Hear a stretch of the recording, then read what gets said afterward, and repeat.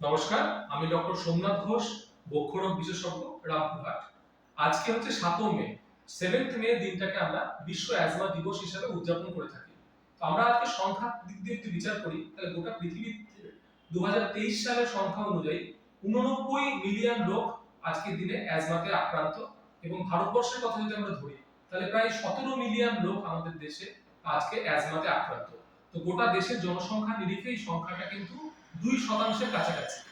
তা বুঝতেই পারছেন যে অ্যাজমা এতটা গুরুত্বপূর্ণ রোগ আজকের এই পৃথিবীতে। তাহলে এখন প্রশ্ন হচ্ছে, অ্যাজমা রোগটা কাদের হয়, তারা কিভাবে আসে? তো ম্যাক্সিমাম পেশেন্ট যখন আসেন, তখন তাদের বেশিরভাগ কমপ্লেন থাকে শ্বাসকষ্ট। অনেকে বলে আমাদের একটু হাঁটলে, একটু ভারী কাজ করলে শ্বাসকষ্ট হয়। কেউ কেউ আবার কাশি নিয়েও আসতে পারে। এই কাশিটা দুরকম হয়, কারো ফুসফুসে কাশি, শুকনো কাশি, কারো কারো ক্ষেত্রে কফও কিন্তু অল্প স্বল্প আসতে পারে।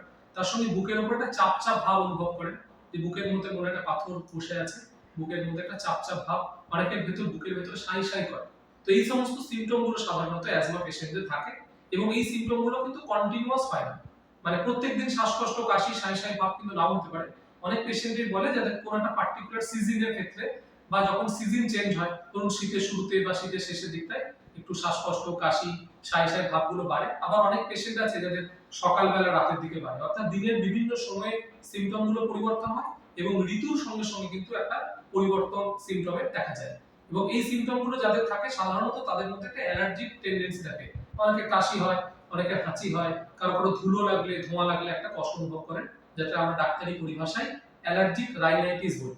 তো অ্যালার্জিক রাইনাইটিসের অনেক পেশেন্টদের কিন্তু তার সঙ্গে অ্যাজমা থাকতে পারে, বা ভবিষ্যতে অ্যাজমা হতে পারে।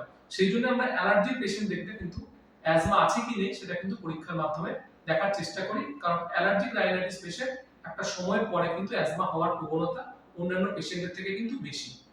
ঠিক আছে? আর এই অ্যাজমা পেশেন্ট গুলো ডায়াগনোসিস করতে গেলে আমরা মোটামুটি যে হিস্ট্রি বললাম, অর্থাৎ এই কাশি, বুকের উপর চাপচাপ ভাব, শ্বাসকষ্ট, সাই সাই করা, এইসব থেকে আমরা কিন্তু একটা ডায়াগনোসিসের আন্দাজ করে ফেলি, এবং তারপরে অনেক ক্ষেত্রে আমরা টেস্ট করি।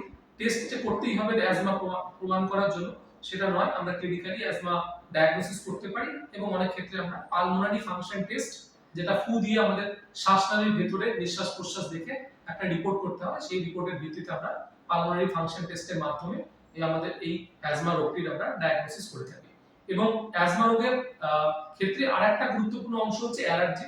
সেই জন্য অ্যালার্জি কোথা থেকে হচ্ছে, কিভাবে হচ্ছে, সেটা নির্ধারণও কিন্তু খুবই গুরুত্বপূর্ণ।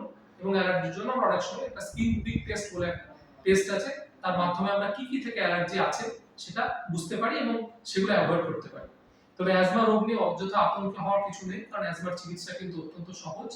পেশেন্ট যদি যেগুলো অ্যালার্জি আছে সেগুলো যদি অ্যাভয়েড করে, এবং সময় মতো যদি বক্ষ রোগী কোনো বিশেষজ্ঞ ডাক্তার বা কোনো ফিজিশিয়ানদের পরামর্শ অনুযায়ী পালমোনারি ফাংশন টেস্ট করে, এবং চেস্ট এক্স-রে বা অন্যান্য জিনিসপত্রের মাধ্যমে অ্যাজমা ডায়াগনোসিস তাড়াতাড়ি করে ফেলেন, তাহলে উপযুক্ত সময়ে ইনহেলারের মাধ্যমে যে ওষুধ আমরা দিই সেটা সরাসরি শ্বাসনালীতে পৌঁছায়। তো সেইভাবে ওষুধ দিয়ে কিন্তু আমরা শ্বাসনালীকে ঠিক রাখতে পারি, এবং অ্যাজমার একটি রোগী ডাক্তারের পরামর্শ মতো ইনহেলার নিলে অত্যন্ত সাধারণ স্বাভাবিক জীবনযাপন লিড করতে পারে। তার কোনো ভয় পাওয়ার বা আতঙ্কিত হওয়ার কোনো কারণ নেই। মূল যেটা সমস্যা হচ্ছে সেটা হচ্ছে সচেতনতার অভাব।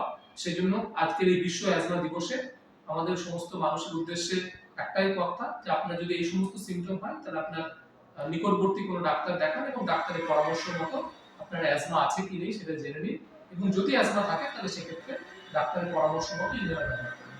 অযথা আতঙ্কিত হবেন না, সুস্থ থাকুন, ভালো থাকুন। আর চারিদিকে এত গ্লোবাল ওয়ার্মিং, এত দূষণ, এত গরম, এই গরমে দুঃখ কষ্ট না পেয়ে আপনারা কিছু গাছ লাগান, সমাজের দিকে মন দিন, গাছ লাগান এবং ভালো থাকুন।